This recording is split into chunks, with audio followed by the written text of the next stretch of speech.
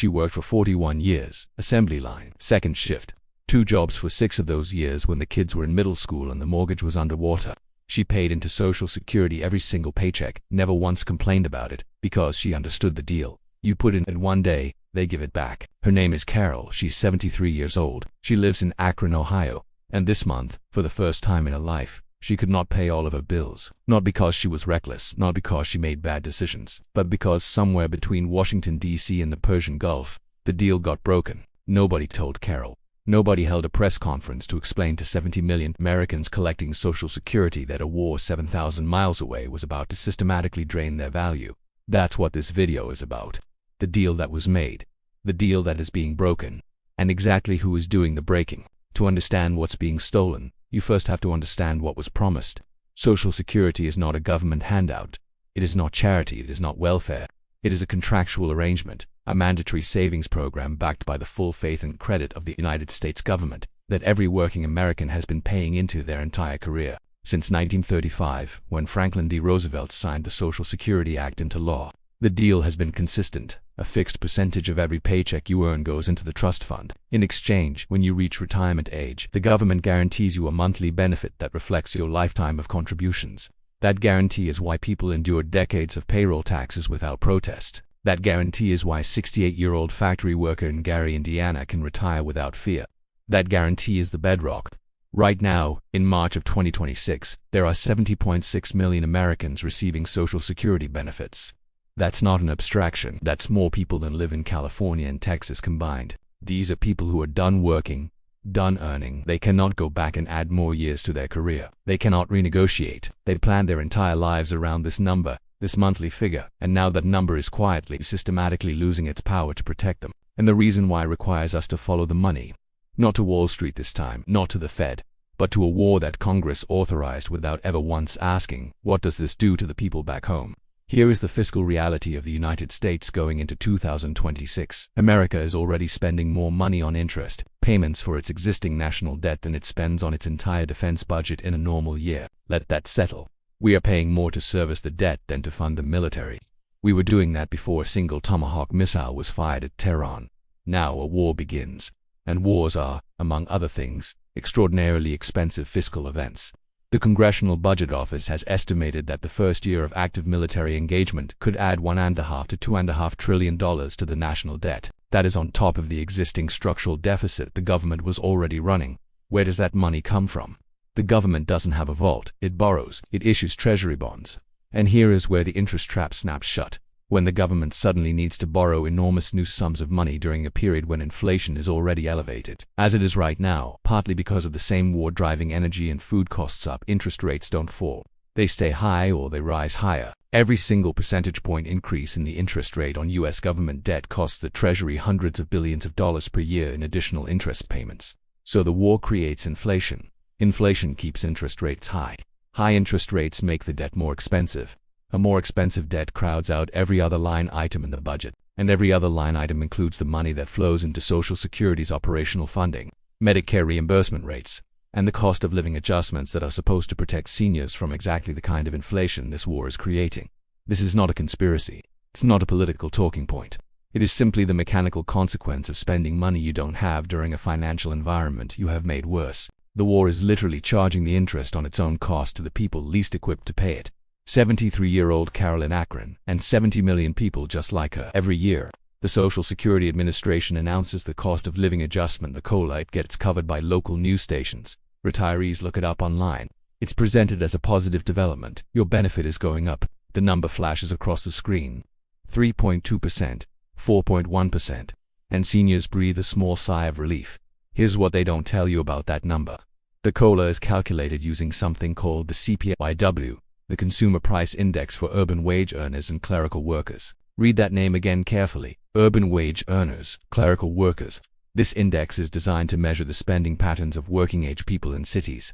People who are commuting to offices, people who are buying work clothes and paying for childcare and eating lunch at their desks. It is not designed to measure the spending patterns of a 73-year-old retiree in rural Ohio, and the difference is not trivial. Here's what Carol in Akron actually spends her money on.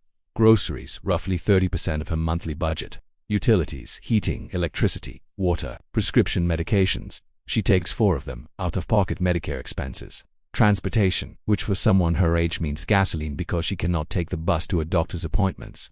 These are the categories that have been hit hardest, catastrophically hardest, by the war-driven inflation of 2026. Energy prices in the US have risen dramatically since the Persian Gulf escalation.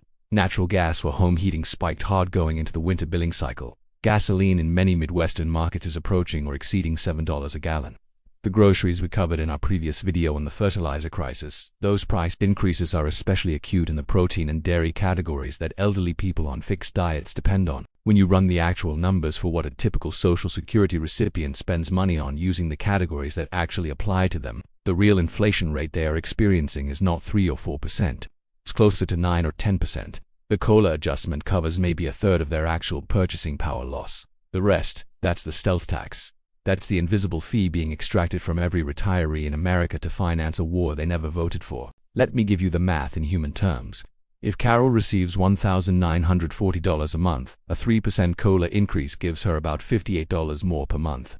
Meanwhile, her heating bill is up $140, her grocery bill is up $190, her gasoline for doctor visits is up $60. She received a $58 raise. She needed a $390 raise just to stay even. The difference, $332 a month, is what the war costs Carol every single month, on top of a retirement income that was already modest. Now I want to take you one level deeper, past the monthly check, past the COLA calculation, to the structural foundation underneath all of it, because what's happening in 2026 isn't just making Carol's current check worth less. It is accelerating the timeline toward the day when the entire system hits a wall. The Social Security Trust Fund is the reserve account that allows the system to pay out more in benefits than it currently takes in through payroll taxes. It exists because the boomer generation paid into the system for decades, building up a surplus, and now that same generation is collecting. The math was always going to get tight as the population aged. The actuaries knew this. They planned for it to a degree. Before the current crisis, the most credible projections showed the trust fund running dry sometime around 2033. At that point, Social Security would only be able to pay approximately 77 to 80% of scheduled benefits, a significant but survivable cut. Congress would theoretically have time to act, to reform the system, to shore up the funding. That window has now been compressed. Here's why. The trust fund doesn't just depend on how much money goes out, it depends on how much money comes in, payroll taxes. And payroll taxes depend on people working and earning wages. When the war-driven economy produces stagflation, the toxic combination of high inflation and slowing economic growth, hiring slows, businesses pull back, unemployment rises. Fewer workers mean fewer payroll tax contributions, means less money flowing into the trust fund.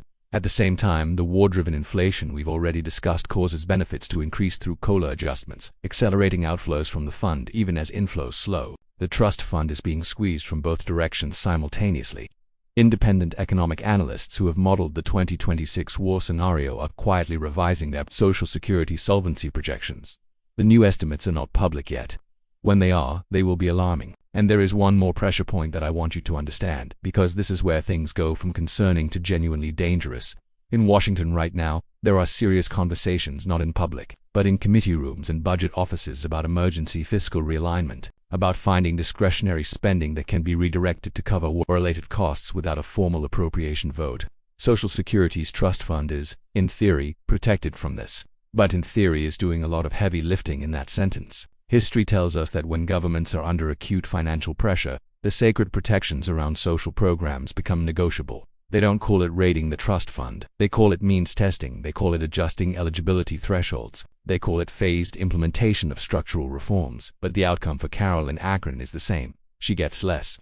I want to talk about something that doesn't get covered enough in the economic analysis of what this war is doing to seniors. We talk about the check, we talk about the COLA, we talk about the trust fund, but there's another system that runs parallel to Social Security, one that's equally vital, equally threatened, and arguably more immediately dangerous if it fails. It's called Medicare, and it is quietly breaking apart under the weight of the same pressures. Wars drive up the cost of everything. This is a macroeconomic fact that has been documented across every major conflict in modern history. When fuel costs spike, logistics costs spike, and that means the cost of transporting medical supplies spikes. When petrochemical prices rise, the cost of medical plastics rises. For bags, tubing, sterile packaging, disposable equipment, when staffing costs rise because inflation is eating into nurses' and technicians' purchasing power.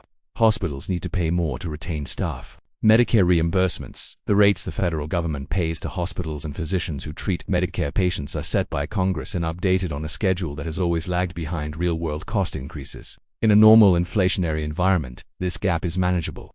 In the kind of acute war-driven inflation we are experiencing right now, it is not. Hospitals are performing procedures that Medicare reimburses at one rate while their actual costs have surged well above that rate. The math forces a choice: find other revenue, cut services, or stop accepting Medicare patients. The third option, refusing new Medicare patients, is already happening at scale in rural and suburban areas across the country. Primary care physicians, who are already in short supply, are closing their Medicare practices. Specialist networks are capping their Medicare salutes for a 73-year-old in a city with multiple hospital systems. This is an inconvenience. For a 78-year-old in a rural county with one clinic and a doctor who just posted that sign in the waiting room, it is a medical emergency waiting to happen. Here is the political reality compounding this crisis. In any budget negotiation between military spending and Medicare reimbursement rates, Medicare loses. It is always lost. Military spending carries a political premium that healthcare spending for elderly people simply does not. When the deficit balloons because of war costs and Congress needs to find offset, reducing the rate of growth in Medicare spending is the first and easiest target. It sounds surgical and responsible. What it produces, in practice, is that man in the waiting room, reading that sign, driving home to call his son and figure out what to do next. We have been told, for as long as most of us can remember, that freedom isn't free. It's a phrase so familiar it's almost lost its meaning. But I want to sit with it today. In 2026 it has taken on a specific, concrete, and deeply unfair meaning that we need to be honest about. Freedom isn't free, okay, but who exactly is paying? The young soldier in the Persian Gulf? Yes, absolutely. We honor that service without reservation. But are we talking about defense contractor executives whose stock portfolios are surging? Are we talking about hedge fund managers making billions from war volatility? Or congressional representatives approving military spending, those who will never miss a mortgage payment, who will never choose between prescription refills? Or are we talking about Carol and Akron, the 70.6 million Americans who did everything right, who worked, who paid in, who planned, and who are now watching their guaranteed security evaporate because of decisions made in rooms they will never enter, by people they will never meet? The silver tsunami was supposed to be about demographic challenge, about baby boomers reaching retirement age. It was always going to require policy solutions.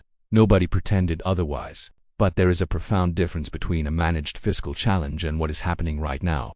The deliberate, accelerated draining of resources that generation was promised to fund a geopolitical conflict, with no defined endpoint and no victory condition anyone can articulate. You cannot be a global military empire and a social democracy at the same time when you are $36 trillion in debt.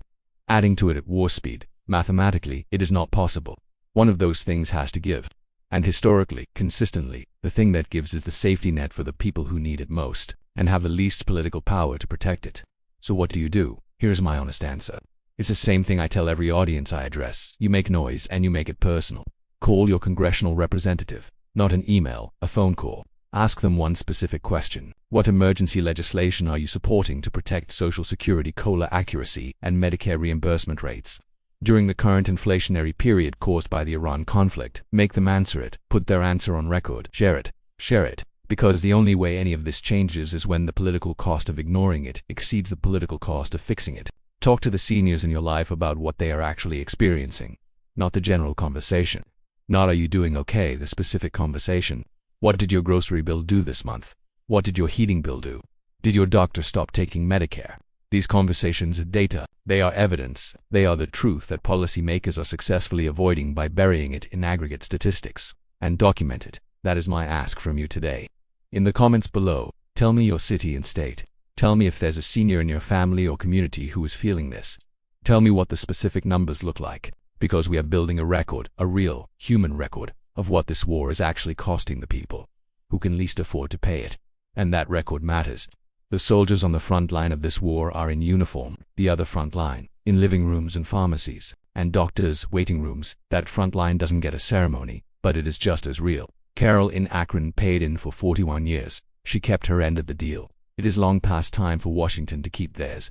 This is Money History. Subscribe for the economics of the 2026 crisis, the stories that matter, the numbers they don't want you to see. We'll see you in the next one.